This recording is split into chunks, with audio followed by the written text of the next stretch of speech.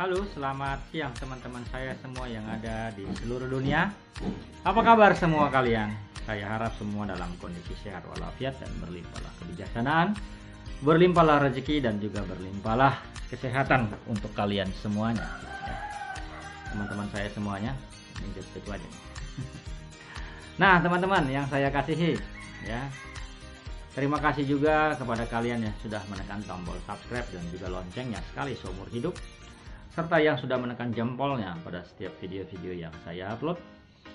Dan terima kasih juga yang sudah melakukan komen di setiap video, serta saya juga mengucap syukur dan terima kasih yang sudah membagikan link-link video yang saya upload di medsos kalian, baik di Facebook, Line, Instagram, WhatsApp grupnya, ataupun di tetangga-tetangganya dan keluarganya. Nah, saya ucapkan juga selamat siang. Assalamualaikum, shalom, damai sejahtera, om swastiastu, namo buddhaya, serta salam kebajikan bagi kalian semuanya, teman-teman saya.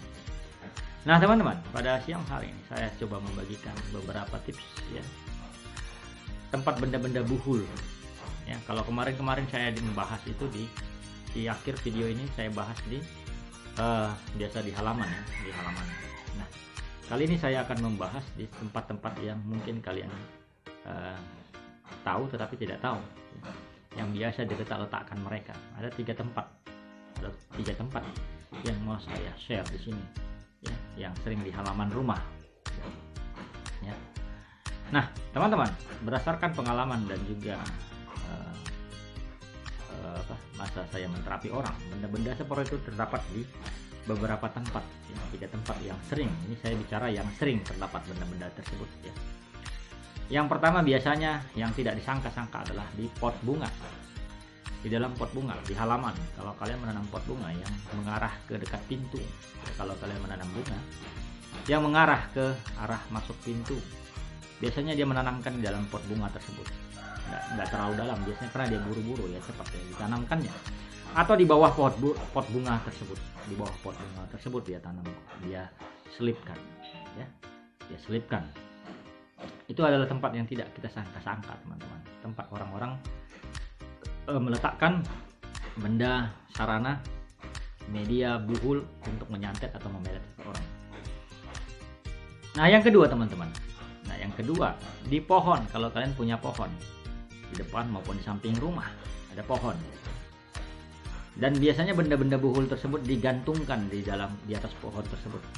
Di cabang pohon itu diikatkan mereka. Digantungkan di situ, ya, sehingga dia terbawa-bawa angin terus. Artinya, ya, setan atau iblis atau jin yang mereka kirimkan itu mendapat sinyal bahwa di sanalah posisinya, tempatnya, gitu loh. Targetnya dapat, ya, posisi rumah dapat. Nah, yang ketiga yang tidak kalah penting adalah atap rumah, ya, atap rumah, ya. Nah, biasanya orang melemparkan ke atap rumah. Ada dua versi dia melemparkan. Satu, ya, dengan plastik yang dia bocorin sedikit, pakai jarum. Jadi air mandian mayat atau air apapun itu, air kembang atau air yang sudah dimantra itu, netes pelan-pelan, dia bocorkan sedikit, netes pelan-pelan. Jadi memiliki jangka waktu yang sangat lama. Itu dilemparkan ke atap rumah dan nyangkut di talang air. Biasanya nyangkut di talang air. Nah, satu lagi, dengan menggunakan botol bekas, bukan kaca, tapi botol plastik, dan dia bolongin sedikit, ya. Bolongin sedikit, dia kasih lubang sedikit, jadi dia netes terus. Jadi ketika santet diarahkan ke target, dia akan mencium bau atau sinyal dari botol tadi yang keluar airnya sedikit itu. Jadi ada sinyal yang nyambung, teman-teman, ke target, ke rumah, ya. Jadi dia harus bocorkan. Kalau dia tidak bocorkan itu tidak akan kena, ya. Dia harus bocorkan itu untuk mengeluarkan air tersebut, sinyal yang dimantrai tadi, ya. Makanya ada kayak magnet, ya. Kalau satu kutub dia tolak menolak, jadi kutub utara dan kutub selatan, gitu loh. Jadi ketika itu dibocorkan sedikit, maka dia tahu, oh ternyata di sana target, terus dia terbang. Oke, itulah tiga tempat, teman-teman, yang sebagai tempat biasanya media-media guna-guna sihir maupun santet, ya. berdasarkan pengalaman saya menerapi orang. Tidak disangka-sangka di pohon gitu ya, digantung-gantungkan plastik di situ. Kalau itu dapat bahaya. Nah, habis dari video ini saya akan informasi kembali tentang di halaman rumah juga, di bagian-bagian rumah. Silahkan kalian tonton video setelah ini.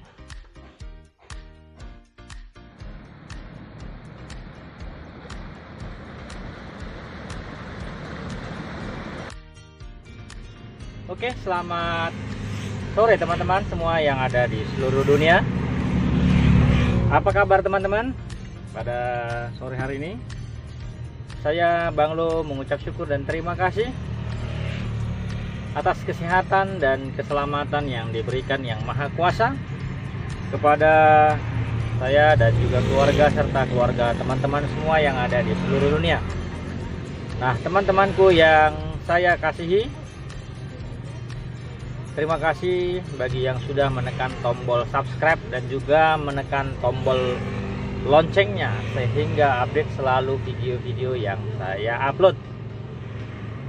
Nah teman-teman, terima kasih juga yang sudah menekan jempolnya dan melakukan komen sebanyak-banyaknya. Nah teman-teman, pada hari ini ya, saya juga mengucap syukur dan terima kasih yang sudah membantu saya menyebarkan link-link video yang saya upload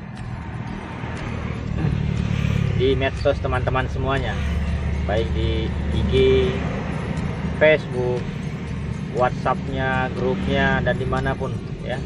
Terima kasih untuk semua itu, karena channel ini besar adalah karena dukungan teman-teman saya semuanya ya. Channel ini tidak akan besar kalau tidak dukungan kalian semua. Nah teman-teman, pada hari ini saya mau coba membagi informasi atau menjelaskan sedikit ya tentang namanya black magic, benda hantaran ya, benda hantaran. Nah kemarin saya sudah membahas yang namanya black magic yang bila pelaku satu rumah. Nah kali ini pelakunya bisa masuk ke rumah teman-teman ya, masuk ke rumah tetapi tidak di dalam ruang privasi, mengantarkan benda hantaran, benda mistiknya.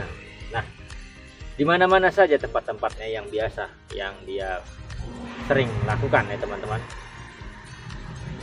Nah berdasarkan empiris atau pengalaman saya menterapi orang ya, dan juga mendapatkan benda-benda seperti itu.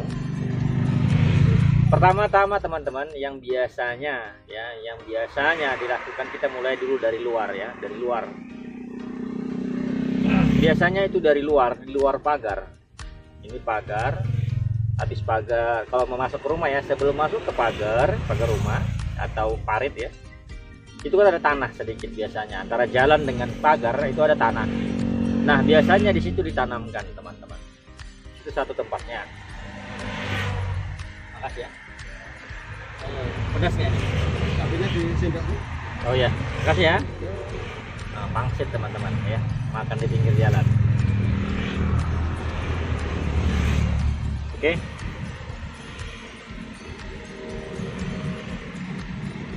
Baik. Nah teman-teman, biasanya itu di pagar ya, di pagar. Mari makannya.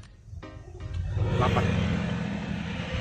Jadi di pinggir jalan atau antara jalan dengan pagar itu biasanya ditanamkan teman-teman ya, benda-benda hantaran untuk menyantet seseorang. Artinya dia dilangkahi ya, sifatnya dilangkahi. Nah yang kedua teman-teman, itu itu biasanya kalau pintu rumah dia tidak ada teras, hanya langsung ke tanah teman-teman, atau teras. Kalau kita keluar pintu kan ada teras nih, habis dari teras kan ini ada jalan kita biasa keluar, itu kita langkah-langkahi dari teras ke tanah atau ke luar ke halaman. Itu biasanya di situ, di tanah itu dikorek sedikit, ditanamkan di situ ya. Kalau dia tidak depan pintu yang ada tanahnya, atau di teras, di luar teras yang sering kita langkahi kalau masih ada tanahnya, oke, biasanya di situ ditanamkan. Nah yang ketiga, Yang ketiga teman-teman, ya, yang ketiga itu di dalam rumah. Biasanya pelaku ini mencari tempat yang di luar jangkauan kita, yang tidak mungkin lah. Contoh, di bekas pecahan keramik. Kalau misalnya kita memiliki lantai ini keramik ini sudah rusak gitu, pecah dia. Tapi keramiknya masih ada gitu, tapi dia pecah dan retak. Nah, biasanya dia masukkan ke dalam pecahan keramik tersebut. Ya, pecahan keramik tersebut yang di luar akal kita. Tidak mungkin begitu loh. Itu. Nah, teman-teman, yang keempat, ya, di ventilasi atas pintu, atau ya ventilasi atas pintu kamar kita atau pintu mau masuk ke rumah. Biasanya di situ dia letakin, ya. Nah, itulah teman-teman, ya, tempat-tempat yang biasa dilakukan para pelaku santet, meletakkan benda-benda hantarannya, ya, benda-benda hantarannya, ya. Dan mudah-mudahan informasi ini berguna dan bermanfaat dan dapat menjadi patokan kita untuk menyelesaikan permasalahan kita terhadap yang namanya guna-guna ataupun mistik. Baik, sampai ketemu di video saya berikutnya, dan tolong bantu share link-link videonya agar orang-orang di luar sana mendapatkan manfaat dari video yang saya upload. Terima kasih teman-teman, dan sehatlah selalu dan berlimpahlah kebijaksanaan dan kesehatan untuk teman-teman saya semuanya yang ada di seluruh dunia. I love you. I miss you.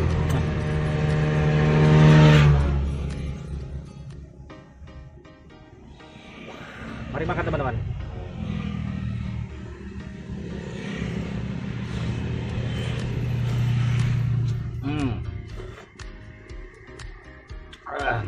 So nikmat.